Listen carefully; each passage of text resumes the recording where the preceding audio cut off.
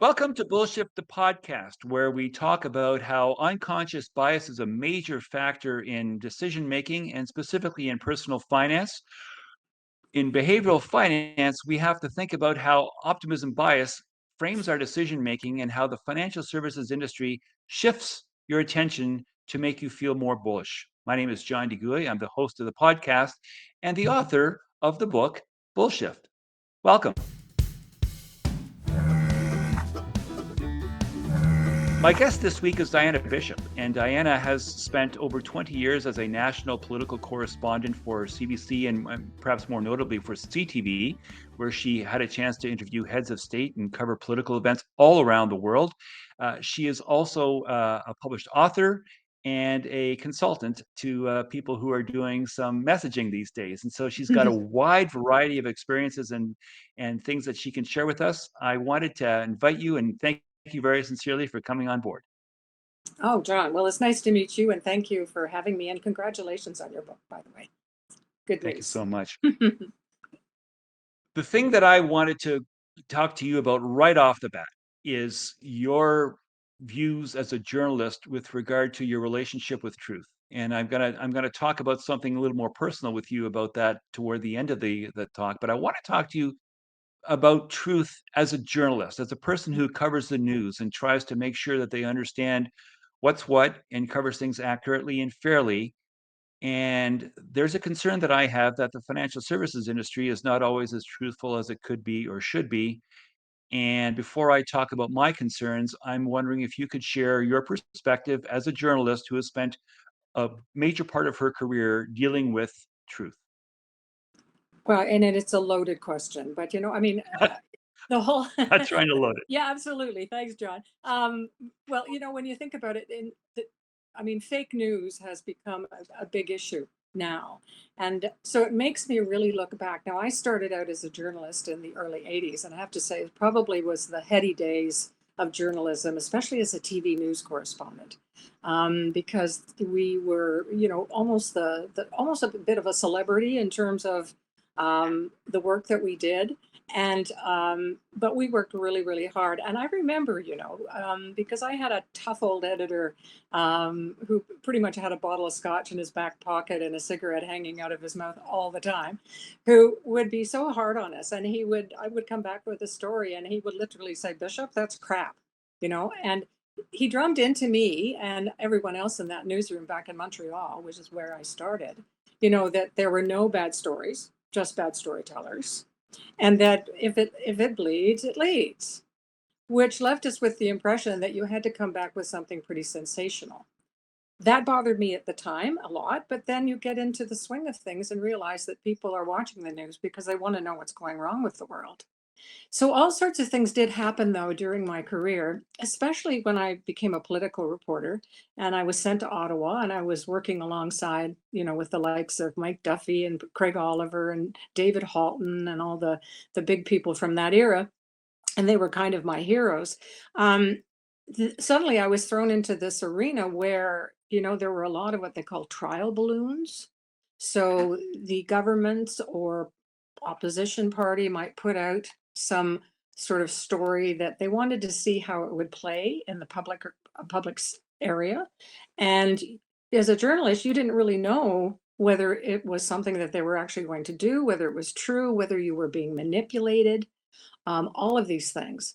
So, news by definition is something that is negative because, news is about looking for what's going wrong in the world and then putting it out there factually as you can. And again, drummed into us that get all the facts right, give both sides a chance to have their side or all sides. But overall, it was wondering whether were we really being telling the truth? As you say, that's what this is all about. It's about, was this the truth?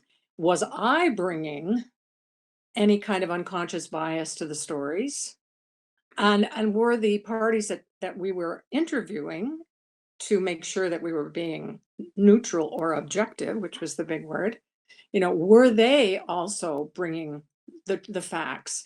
And so the idea was to put it out there in a story every night and let the public decide what was true and what wasn't. That has changed a lot now. So here's where I think there might be an overlay that people who are not finance people might not have thought of in terms of the way this is applicable in finance. A lot of people in the finance industry will offer commentary, will say things. Oftentimes, there are things that might even lack counterfactuals, where you can't really can either confirm or deny the narrative being used.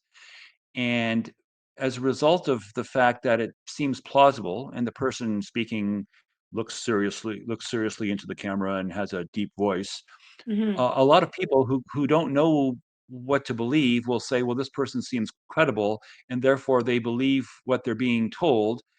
And what's happening is that the people who are telling the story, the storytellers, are oftentimes people in the finance industry who are more concerned with making a few dollars than they are with offering truly objective advice to people who are looking to get good advice. Let me give you a small example. Hmm. The word correction.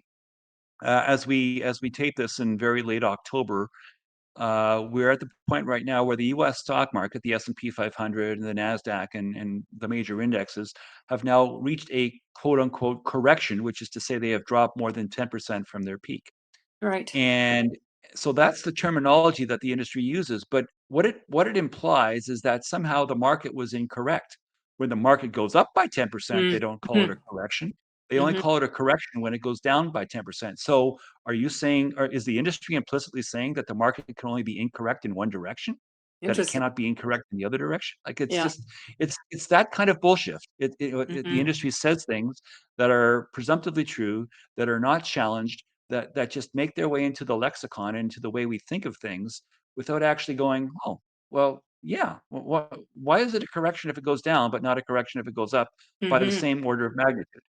So that's just something that I wanted to put out there. I think a lot of what we have to do in the first little bit here is talk about your experience as a journalist and sort of show people how that actually plays out when you're applying it to personal finance. Well, but what you're talking about in a way is, I think people have become a lot more skeptical about Uh-huh. things. Certainly in my day as a journalist, people were more. I think they were more trusting of the media. The media's never been completely trusted. Obviously, our ratings go lower and lower all the time. But the fact was, there was a more trust that what you saw was probably as close to the truth, or at least gave you a balanced view. That was the whole idea, right? So I found, as my career matured and things started to change, especially in the early 2000s, where we had opinion type news operations that were allowed to be biased in their opinions, and also just the way that they were slanting things. I think we've confused people a lot about that, and that's probably happened in personal and finance as well. Yeah, I think it has, and I guess what I'm saying is that in personal finance, it's been going on for as long or longer, but because it's so subtle and so insidious, Mhm. and it's that it's harder for people to discern, and as a result, it can persist longer, and people can get away with it because whenever there's someone like me who says, "Well, wait a minute, that's not right," I'm sort of like I would say that my role in the financial services industry is much like your role as a journalist. I just want truth, Yeah. but people who want to speak truth to power, and people who seek truth have a difficult time getting their message through if you have to get through a barrage of outlets that have Mhm. motivated reasoning and ulterior motives as part of their way of looking at things, Absolutely. without ever having to disclose that they have Yeah. ulterior motives and different ways of looking at things. Exactly. It's It's very it's very similar, isn't difficult to it? get Yeah. through. Yeah. Yeah, so I that's why it was really important. That's why I jumped at the opportunity to have you as a guest, because I thought that would be a really good tie-in. Can you maybe speak to the notion of motivated reasoning? I don't think journalists engage in motivated reasoning where you sort of pull for one side of the story relative to another. But I do think, obviously, the people that you're interviewing when you're doing a story will have a message that they want to get across. In fact, in your day job in 2023, a lot of what you do is you help people to get their message across. What can you talk about with regard to the skepticism that you employed while you were a journalist Mm. to sort of suss out the things that Mm. people were saying, and find ways to say, well, if that's true, then why does this happen? Well, probably the best example that I can give of that is my 4 years in China, because I was Mhm. Beijing bureau chief, actually first female foreign correspondent for China, because they had not sent a single. Certainly, I was a single woman. Send a single woman to China. I thought this was a big deal in those days. But what was great about that story, I went in the early '90s. So China was in a place where, Tiananmen Square massacre was only a few years earlier, and China was trying to seek approval from the outside world to favor, international to rebuild its international reputation, which was no easy feat. But it was a very optimistic time to be there because the ruler Deng Xiaoping, who nobody ever saw, by the way, he just was sort of invisible until he died in 1997. But he came out with "To get rich is glorious," right? So Mhm. suddenly, the Chinese were given more liberties to make money, to bring in international business, to do, get bank accounts, to start their own personal financing, all of this stuff. It was a very optimistic time for them. And journalists like myself, and I probably was as guilty as the next person, bought into this optimism that was maybe mistakenly thinking, now we know because the rearview mirror is there, mistakenly thinking that the more freedoms that China got economically would bring in more democratic freedoms for the people. And the West Right. was looking at this very optimistically, but it was an optimism bias, really, wasn't it?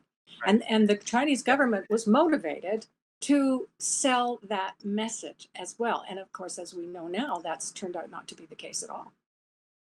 And that would be part of the message of the bullshit book is that optimism biases are everywhere. That optimism bias is one of the ones that is oftentimes the most dangerous. Oftentimes because people want to believe it. It's just a nice feeling to think that Exactly. bad things, if they happen at all, will happen to other people, but not to me because I'm the lucky person, the chosen person. And so there's motivated reasoning that causes us to believe the optimistic story, and that's part of the hard wiring of what it is to be human. You just always want to sort of believe in the greater angels of what humanity might be able to Yeah, produce and do. And as a result of that, if Deng Xiaoping says we're going to be, if to be rich is great, then people just naturally do the first derivative step and say, oh, well, that means democracy is coming to China. And as we all know, happened. uh, Mm, China has in fact developed a sort of a hybrid command economy where people are in fact getting rich, but their economic experience is quite different from what exactly. their democratic experience has been. So it's a good example. Yeah. So I'm wondering if you could also comment on the notion of revisionism. And this is going to be a segue into the next part. But before we get into I know where your you go. personal story of revisionism, I Uh, wanted to talk about revisionism in general. mm. And I'm wondering if you can offer some thoughts about how there might be certain elements of any industry. It could be politics, it could be business, it could be anything else where there's a story that gets out, and for whatever reason, either the press has to issue a mea culpa, or the person who was promulgating one story has to come clean and say, actually, I wasn't exactly fair about that. What are your thoughts about revisionism? Irrespective of who needs to revise things. Yeah, and that's a subject that really started to come to light probably also in the early '80s. Um, because before that, again, there was this unconscious bias and also optimism that that things that had happened, which a lot of terrible things happened, obviously, in that century with the two world wars and Vietnam and assassinations and everything, to still have a very hopeful outlook onto everything, and also just to um, believe that things were going to go better, they were going to be much much better. So um, then suddenly then there's this skepticism that comes along, and people are looking at past events, and they started to look at them quite differently. And the debate, it actually sparked a huge debate in a number of areas, but it sparked this huge debate about the fact that, we're living in a different time, looking back at history or something that happened with, let's say, a cabinet minister who was accused of something, and then later on he was absconded from that because it wasn't true or it didn't happen that Mhm. way or whatever it was. people were looking at it from a different time period, which meant Mhm. that, were we looking at it as they looked at it back then when it was very different, or were they looking Mhm. at it, really looking at the truth of it all? And there's Right, lots of examples of that out there. right. So there's a personal example that you have, and Yeah. for people listening, Diana's last name is Bishop, but that's because she is the granddaughter of Canadian war hero Billy Bishop, a man who was very famous and revered in Canada for 72 planes being shot down during the First World War, and a recipient of numerous accolades and medals, including the Victoria Cross. Hmm. But your grandfather was accused of perhaps falsifying some of the things that he did in his illustrious record much later in life. In fact, after he died, and he wasn't even around to clear his name. And so you went so far as to write a book, also through Dundurn Press, ironically the same Yep. publisher as It's Bullshit, here, living up to a called legend. Hero to Me, and Well, you did a actually, movie no. as well. John, it's Yeah. called Living Up to a Legend, but the movie I did was Hero to Me, so that's okay. Okay, I'm sorry. So Yeah. the Hero to Me is the movie, and why don't you take a moment to talk about the book then, and what that meant to you as a person who had to Mhm. perhaps step in and intercede to set the record straight with regard to people who are trying to engage in some amount of revisionism. Right. Yeah, and to speak to that point in particular, too, so my grandfather in 1917 becomes this great war hero, shoots down more Allied planes than any other pilot, creates kind of mythical status around himself. He becomes kind of a superhero in Canadian history and military history for sure. And there are books and buildings and mountains and bars and beer and everything named after him. So In an airport. yeah, and oh yeah, there are two airports actually.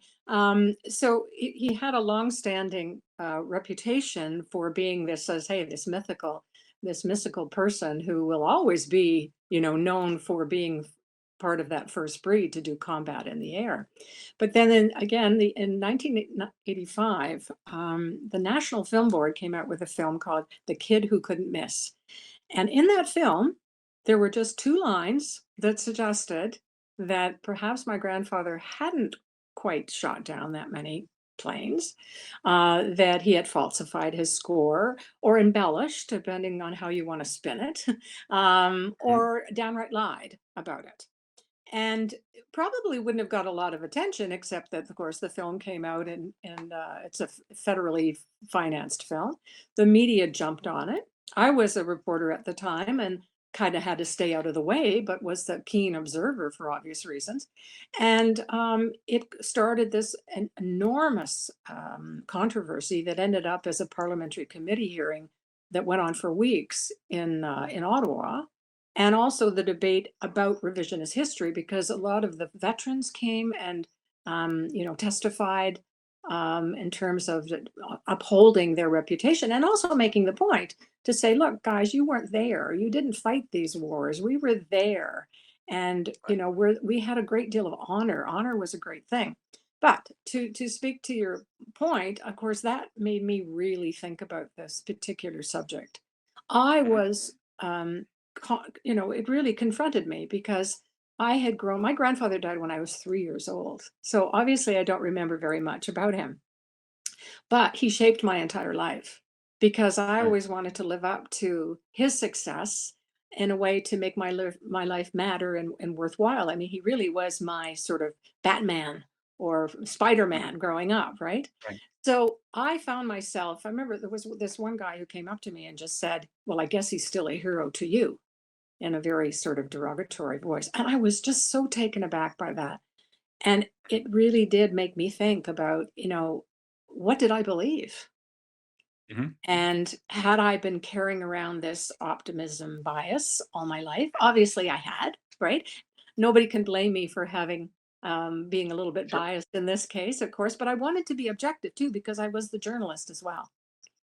So I wrote that book because I needed to address that. The funny thing about it is, the lack of a clear smoking gun.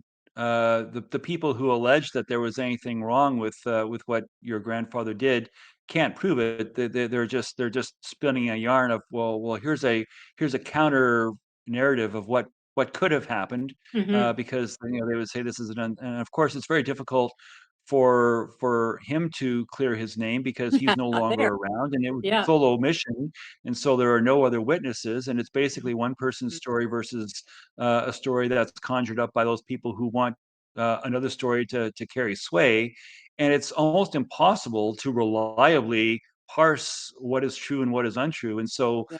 in this instance, it's one of those things where, okay, a lot of it, a court of law, you have to look at the credibility of the witnesses. So the thing that struck me, so I just finished watching Hero to Me, which is a good film, by the way, Oh, and I wow. Thank enjoyed you. it.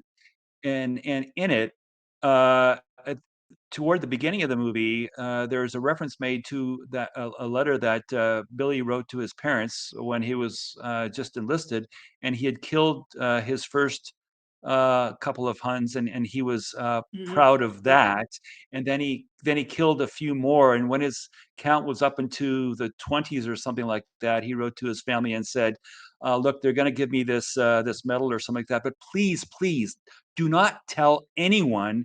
It would seem extremely conceited for me to say that." And it strikes me, if a person is going to go so far as to write a letter to his parents and saying, "Please, please, don't tell anyone about what was, in retrospect, in comparison, a relatively modest achievement."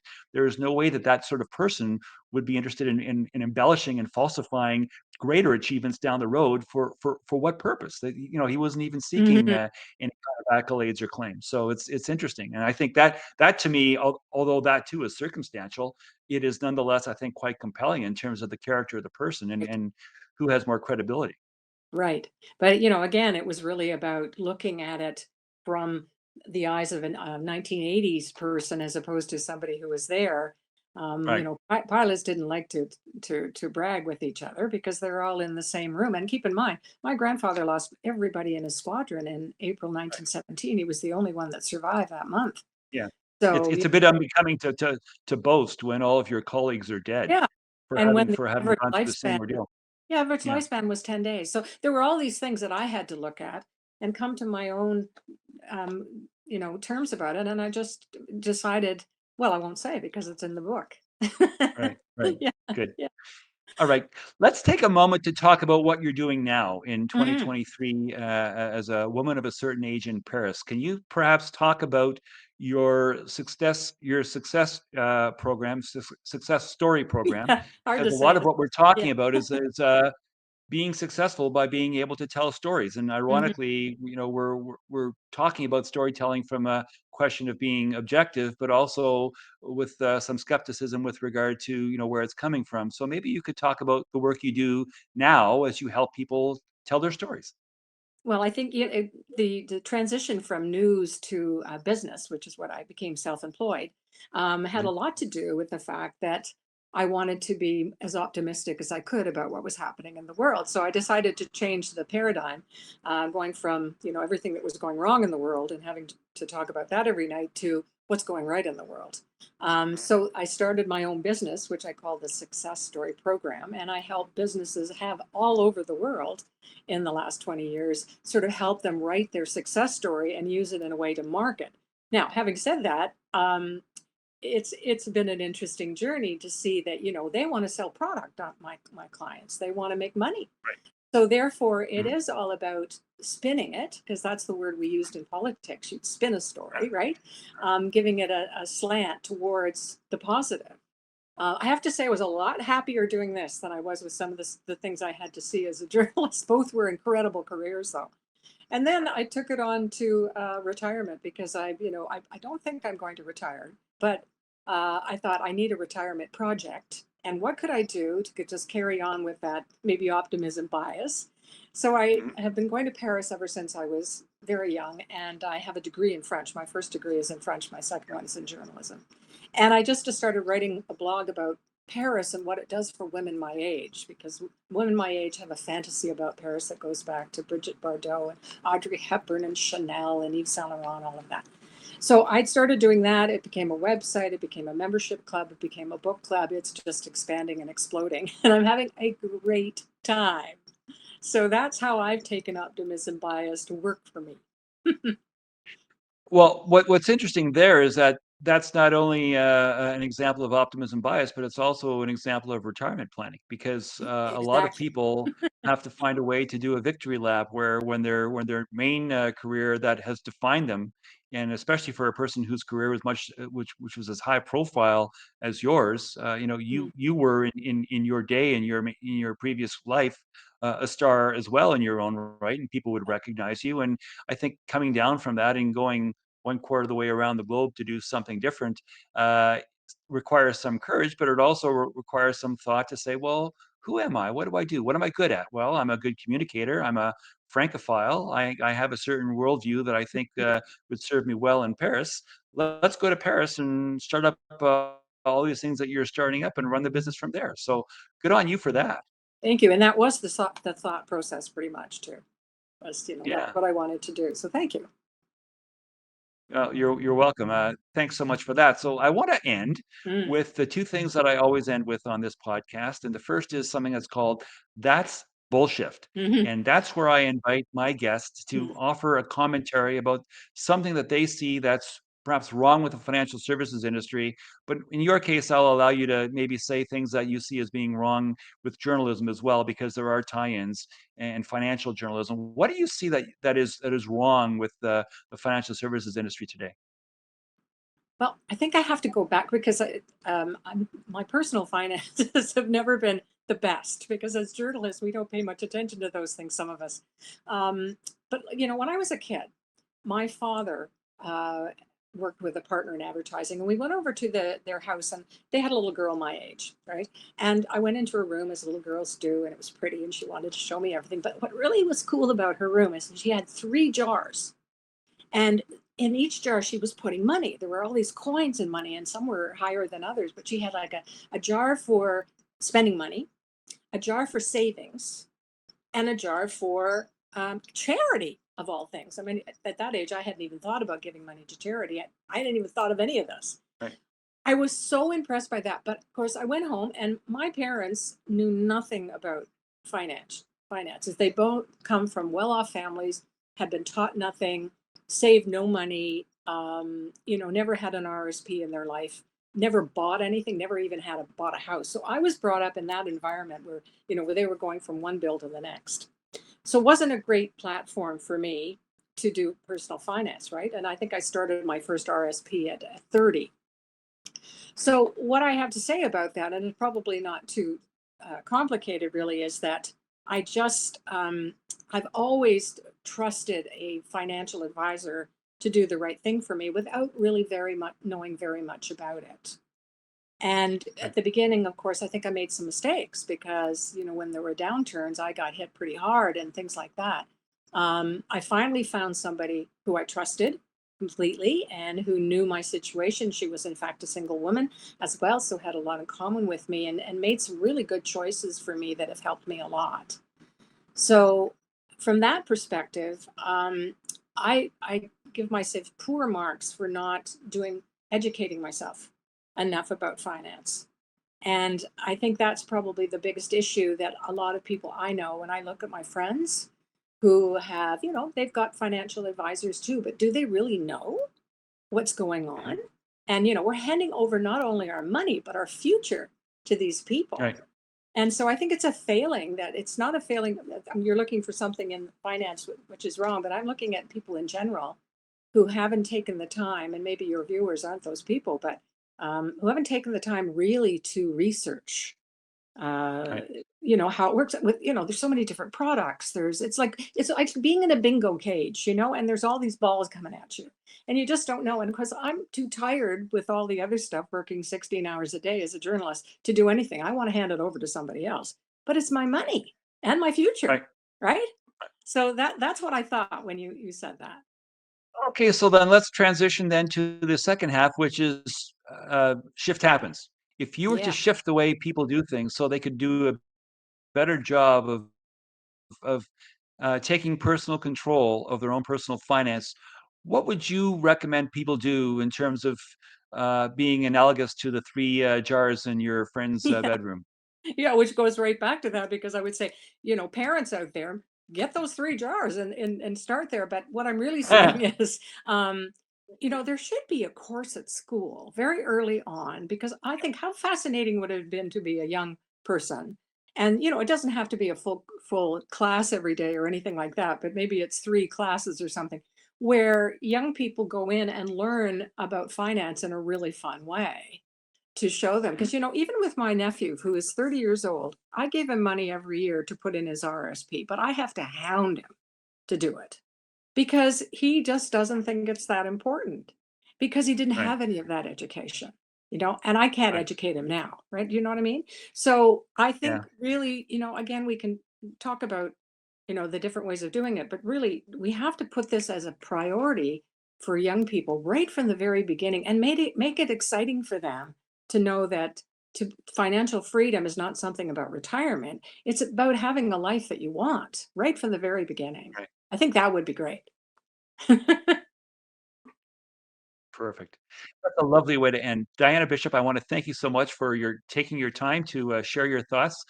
Your life story is a fascinating one, and it's great that we had a chance to discuss some of those things today. Well, thank you so much for inviting me, and all the best to you. John DeGooey is a portfolio manager in Toronto and the author of the book Bullshift: How Optimism Bias Threatens Your Finances. Bullshift is available online and in bookstores everywhere. The opinions expressed in this podcast should not be construed as investment advice. Bullshift, the podcast, is produced by TalkShoe, a division of IOTM.